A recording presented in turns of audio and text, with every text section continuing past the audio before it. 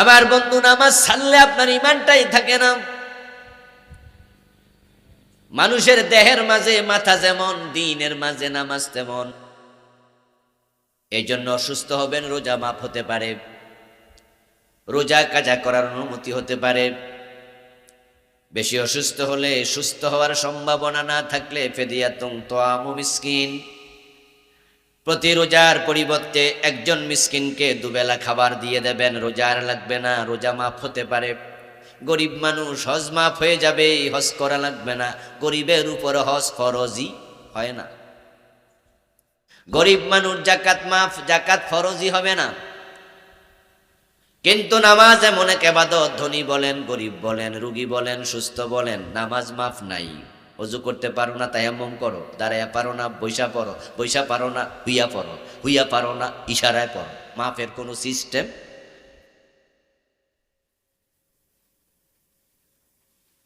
এই ইবাদত বাদ দিলে আপনি মুমিনই থাকবেন না। তাই নামাজ পড়তেই হবে। নামাজ ছেড়ে দিয়া যারা জান্নাতে যাওয়ার স্বপ্ন দেখে, এটা দিবা স্বপ্ন। দিবা স্বপ্ন বোঝেননি? ওই জায়গা জায়গাও স্বপ্ন দেখে। আমার বন্ধু, দিবা স্বপ্ন দেখবেন, নামাজ ছেড়ে দিয়েছেন, আপনার কপালে জান্নাত নাই। কারণ কবরে আপনাকে নামাজের ব্যাপার আল্লাহ প্রথম প্রশ্ন করবে। জিবরিল ফেরেশতা মুনকার নাকির প্রশ্ন করার আগেই আমার আল্লাহ নামাজের প্রশ্ন করে ফেলবে। মুসসালাত লাহুশ শামসু ইনদা গুরুবিহা, যারে কবরে দেয়া হবে, কবর থেকে ফেরেশতা তাকে যখন তুলে বসাবে, উঠে দেখবে সূর্য ডুবে যাচ্ছে। আল্লাহ সূর্যটাকে দিনে দুপুরে রাতের 12টায় যখনই কবর দেখ আপনার কাছে ডুবন্ত অবস্থায় হাজির করে আল্লাহ প্রশ্ন করবেন, মনস্তাত্ত্বিক প্রশ্ন, সাইকোলজিক্যাল প্রশ্ন। দেখি আসরের নামাজের ব্যাপারে কি বলে। সূর্য ডুবে যাচ্ছে, লোকটা তো আসর পড়ে নাই। যদি আপনি নামাজি হন, প্রিয় নবী বলছে, ফায়াজলিসু ওয়া ইয়ামসাউ আইনাইহি ফায়াকুলু দাউনি ইউসাল্লি, নামাজি ব্যক্তি উঠে বসবে, ফেরেশতা প্রশ্ন করবে মান রাব্বুকা, ও ব্যক্তি চোখ মুছতে মুছতে বলবে সূর্য ডুবে যায়, দাউনি ইউসাল্লি, কথা বলার সময় নাই, আগে ছেড়ে দাও, আমি আসরের নামাজটা পড়ি।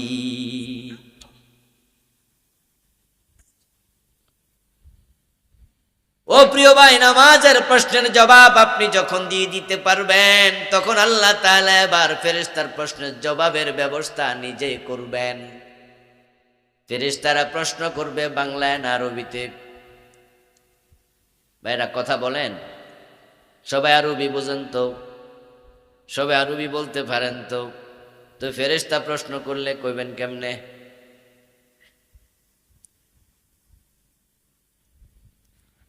ফেরেশতা প্রশ্ন করবে আরবি, আল্লাহ আপনাকে শিখাইয়া দেবে, আল্লাহ উত্তর শিখাইয়া দেবে।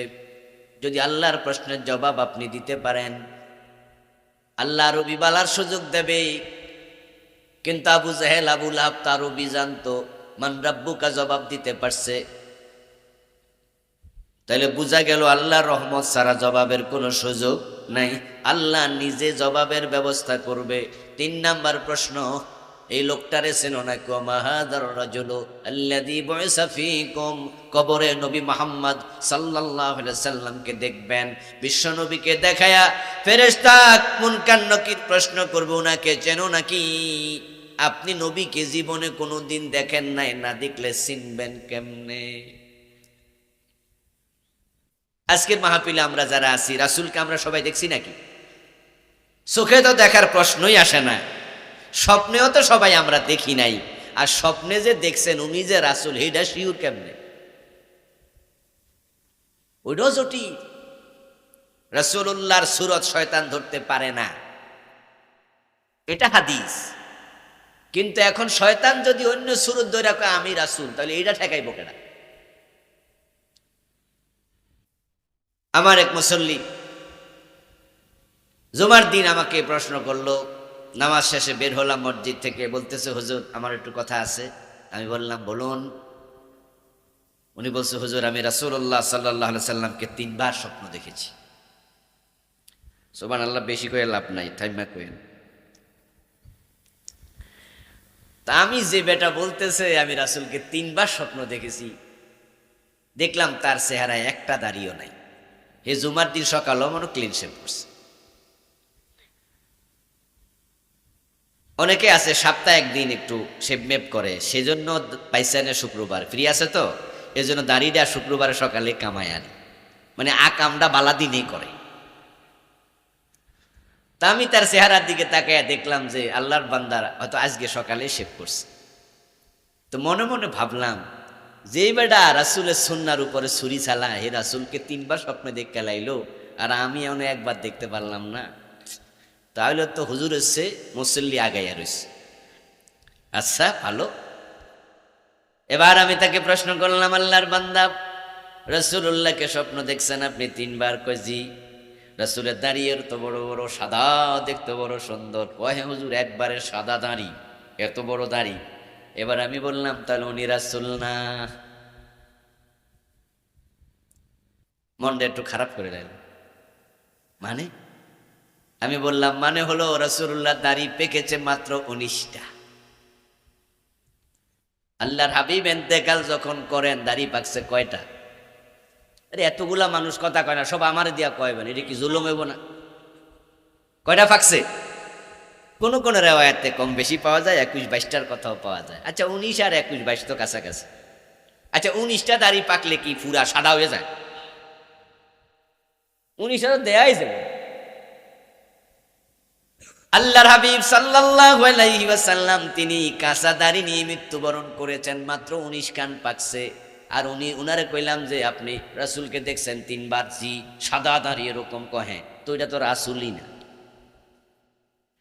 এর মানে দাঁড়ালো যে এই বেটা যারে দেখছে হয়তো তারে কেউ স্বপ্নে কইছে উনি রাসূল, অথবা জেরে দেখছে হে নিজে কইছে আমি রাসূল।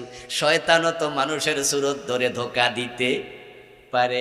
এখন রাসূলুল্লাহকে যারা স্বপ্ন দেখেছে তারা নিজেরাও নিশ্চিত হওয়া সহজ নয়।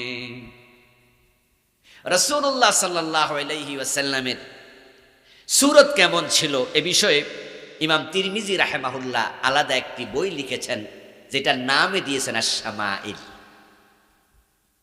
এটাকে আমরা শামাইল তিরমিজি বলি।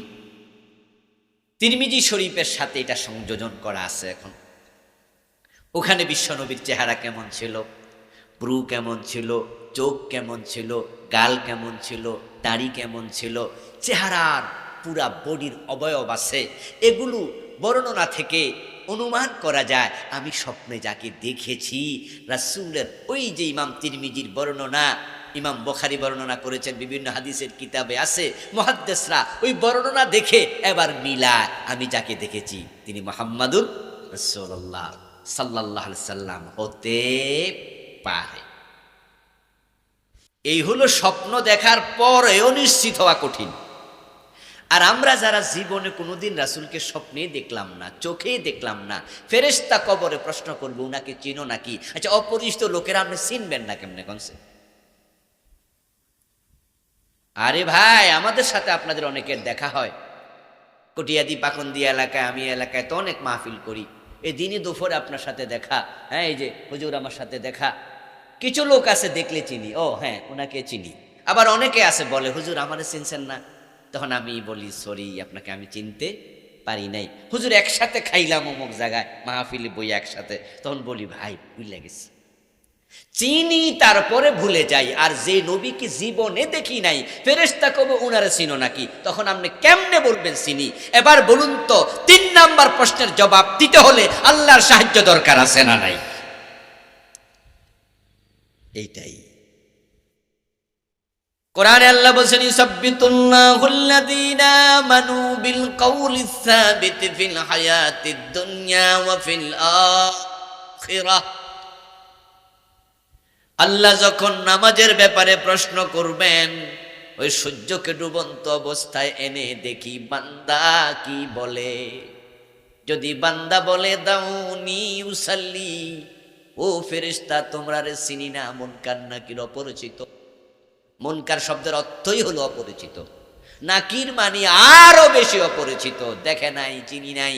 আর ওই 2 ফেরেশতার চোখ হবে এরকম, চেহারা হবে এরকম কালো, একবারে চোখ নীলাভ বর্ণের, ভয়ে তো এমনি মানুষ অস্থির হয়ে যাবো, সাইয়াই তো চোখ ফিরাই লাইব, এর লোকে গল্প কিসের, বরং কথা হবে আগে নামাজ পড়ি তারপরে কথা। আর যখন ওটুকু বলবে, আল্লাহ বলে আমি আল্লাহ তাকে ঈমানের উপরে অটল রেখে দেব। এবার আল্লাহ তাআলা আপনাকে জবাব শিখিয়ে দেবে, আপনি জবাব দিয়ে দেবেন। ফেরেশতার প্রশ্নের জবাব যারা দিতে পারবে না তাদের কবর জান্নাত না জাহান্নাম, যারা জবাব দিতে পারবে তাদের কবর জান্নাত হবে, জান্নাতের টুকরা হবে। এবার কবরে প্রশ্নের জবাব দেওয়ার জন্য নামাজ দরকার আছে না নাই?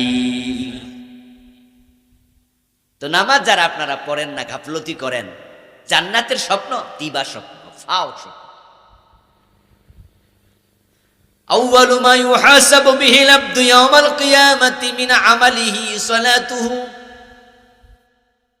আপনাকে যখন আখেরাতে আল্লাহ তাআলা আমল নামা গর্দান থেকে বের করে হাতে ধরাইয়া দিয়া বলবে জীবনের হিসাব দাও, কি কি কাম করছো হিসাব দাও। আপনাকে হিসাব দেওয়ার জন্য আমল নামা হাতে দিয়া 1 নাম্বার প্রশ্ন যেটা করবেন প্রিয় নবী বলেন সেটাই হলো নামাজের হিসাবটা আগে দেও। প্রথম হিসাব কিসের হিসাব? সালাত। 1 নাম্বার হিসাব সালাত। এখন যারা বেনামাজি তারা কিন্তু সালাতের হিসাব দিতে পারবে না, এজন্য নামাজ লাগবেই, লাগবেই, কোনো কথা নাই। এটা মাফি হয় না, সিস্টেমে পড়ে না, এটা ইশারা ইঙ্গিত হলো পড়া লাগে, যুদ্ধের মাঠেও পড়া লাগে। প্রচন্ড যুদ্ধ চলছে, আল্লাহ তাআলা বলে হে রাসূল মুজাহিদদেরকে 2 ভাগে ভাগ করে দেন। 1 ভাগকে যুদ্ধের মাঠে কাফেরদের সামনে জিহাদরত অবস্থায় ছেড়ে দেন, আরেক ভাগকে বলেন তারা যেন আপনার পিছে দাঁড়াইয়া 1 রাকাত নামাজ পড়ে। কয় রাকাত? কথা বলেন, কয় রাকাত? তারা 1 রাকাত পড়বে। 1 রাকাত পড়ার পরে আপনি যখন দাঁড়াবেন 2য় রাকাতের জন্য, তখন তারা চলে যাবে, অস্ত্র সামনে রাখবে। 1 রাকাত শেষ করে অস্ত্র হাতে নিয়ে যুদ্ধের মাঠে চলে যাবে। তখন তারা যুদ্ধে গিয়ে কাফেরদের সামনে দাঁড়াবে, যারা এতক্ষণ যুদ্ধে ছিল তারা এবার আসবে, এসে আপনার সাথে 1 রাকাত পড়বে। আপনি 2 রাকাত পরে সালাম ফিরিয়ে দেবেন। যারা পরে এসেছে তারা নিজেরা নিজের মতো করে আরেক রাকাত পড়বে। কয় রাকাত হলো? তারা 2 রাকাত শেষ করে যুদ্ধে চলে যাবে, গিয়ে কাফেরের সামনে দাঁড়াবে। যারা 1 রাকাত পরে চলে গিয়েছিল তারা আবার এসে বাকি নিজেরা আরেক রাকাত নিজে নিজে পড়বে। দেখেন বিষয়টা কত জটিল, যুদ্ধ চলছে তলোয়ার নিয়ে, মারামারি, এর ফাঁকে নামাজের টাইম। আল্লাহ বলে যতই জটিল হোক তখনও নামাজ কাজা করা যাবে না।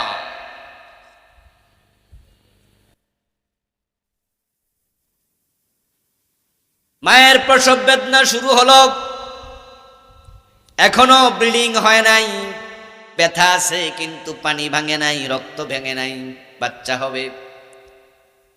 দাঁড়াইলো ব্যথা, বসলো ব্যথা, শুইলো ব্যথা।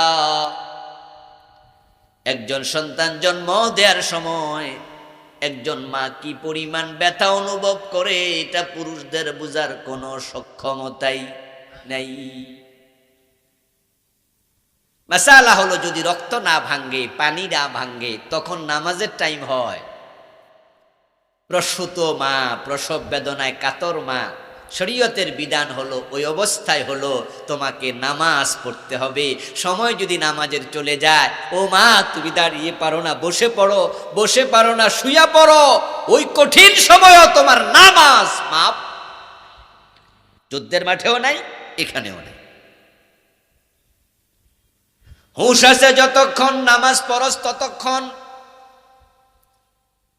আপনি সেন্ট মার্টিন দ্বীপ দেখার জন্য লঞ্চে করে জাহাজে করে রওনা দিছেন, যাবেন। আমাদের টেকনাফ থেকে সেন্ট মার্টিনের দিকে আধা ঘন্টা চড়ছেন লঞ্চে, এক পর্যায়ে দেখবেন ডানে বামে সামনে পিছে বঙ্গোপসাগরের পানি ছাড়া আর কিছু দেখা যায় না।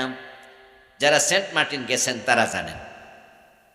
প্রথমে দেখা যায় টেকনাফ থেকে যাবেন 30 মিনিট 35 মিনিট কম বেশি সময়, ডান পাশে বাংলাদেশের পাহাড় দেখবেন, বাম পাশে মায়ানমারের বাড়িঘর দেখবেন। কিন্তু আধা ঘন্টা 40 মিনিট পরে দেখবেন যে আর কিছু নাই, শুধু পানি। ওখানে যদি ঝড় তুফান আসে, লঞ্চটা ডুবে যায়, নৌকাটা উল্টে যায়, আপনি তখন বাঁচার জন্য সাঁতার কাটতে থাকবেন, যদি সাঁতার আপনি জানেন।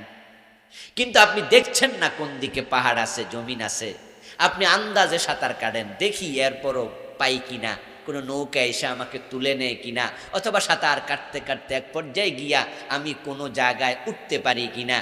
এই অবস্থায় সাঁতার কাটছেন তো কাটছেন, এর মাঝে আপনি চোখ দিয়ে তাকায় দেখলেন আসরের টাইম চলে যায়, সূর্য ডুবে যাচ্ছে, আসর তো পড়ি নাই, হুঁশ কিন্তু আছে। মাসআলা হলো হুঁশ আছে যতক্ষণ নামাজ ফরজ ততক্ষণ, সাঁতার কাটতে কাটতে ইশারায় হলো আসর পড়তে হবে, তখনও মাপ নাই।